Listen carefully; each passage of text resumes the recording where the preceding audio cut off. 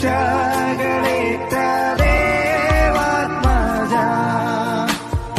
എന്നെ അൻപോടു ദീനം തോറും നടത്തുന്ന പൊന്നിടയനന്തം വന്ദനമേ എന്റെ പൊന്നിടയനന്തം വന്ദനമേ. ദൈവവചന ചിന്തകൾ കേൾക്കുന്ന എല്ലാ മാന്യ ശ്രോതാക്കൾക്കും ക്രിസ്തീയ സ്നേഹവന്ദനം.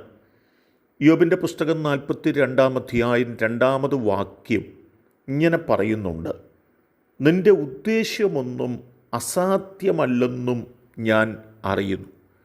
ഭക്തനായ യോബ് യഹോവയോട് പറയുകയാണ്, അത്യുന്നതനായ ദൈവമേ, അങ്ങയുടെ ഉദ്ദേശ്യമൊന്നും അസാധ്യമാകുന്നതല്ല എന്ന് ഞാൻ ഗ്രഹിക്കുന്നു, ഞാൻ മനസ്സിലാക്കുന്നു എന്ന് തന്നെയാണ്.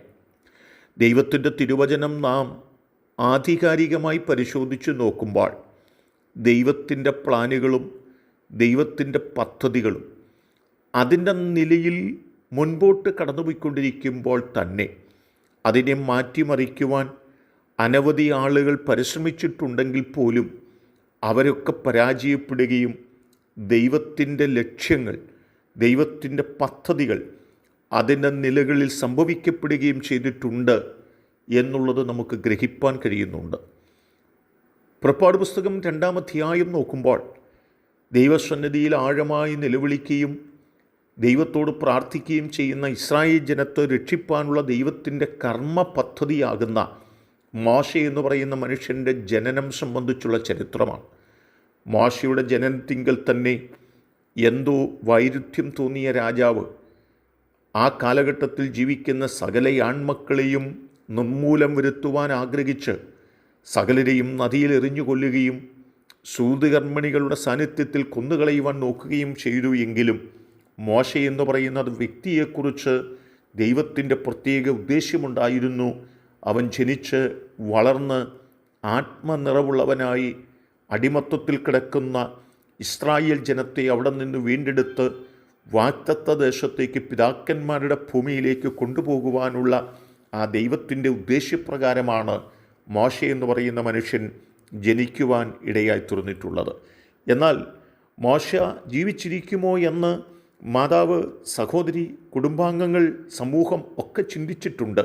എങ്കിലും ദൈവത്തിൻ്റെ ഉദ്ദേശ്യമായിരുന്നു മോശ ജീവിച്ചിരിക്കുകയും ഇസ്രായേൽ ജനത്തെ അടിമത്തത്തിൽ നിന്ന് വിടുവിക്കുകയും ചെയ്യുക എന്നുള്ളത്.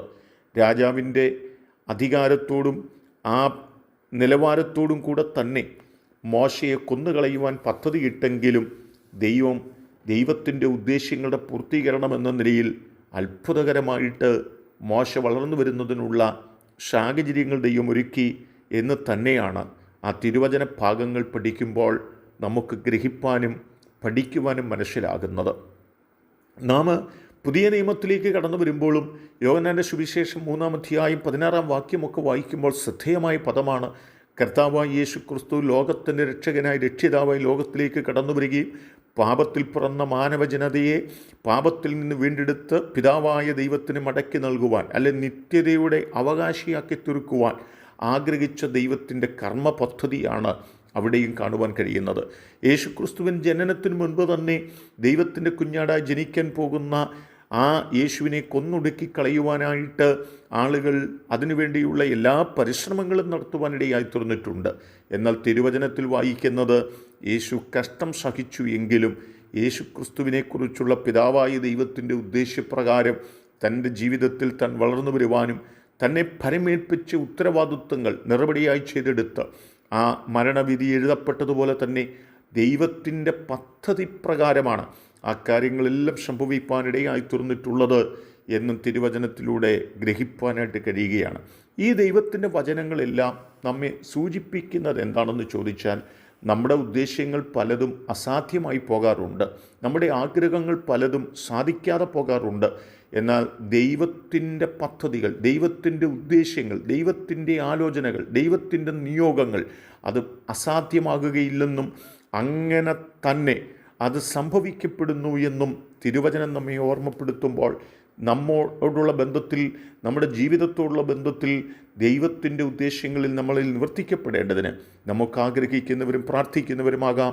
അതിന് ദൈവം നമ്മെ സഹായിക്കട്ടെ. കരുണയുള്ള ദൈവമേ, ഞങ്ങൾ ദൈവത്തിൻ്റെ ഉദ്ദേശ്യങ്ങൾ തിരിച്ചറിഞ്ഞ് അതിൻ്റെ പൂർത്തീകരണത്തിനായി, അതിൻ്റെ സമാപ്തിക്കായി കാത്തിരിപ്പാൻ ഞങ്ങളെ പ്രാപ്തരാക്കണമേ. ഈ ദൈവവചനം കേട്ട് എല്ലാവരെയും അനുഗ്രഹിക്കണം. യേശു കർത്താവിൻ നാമത്തിൽ തന്നെ. ആമേൻ.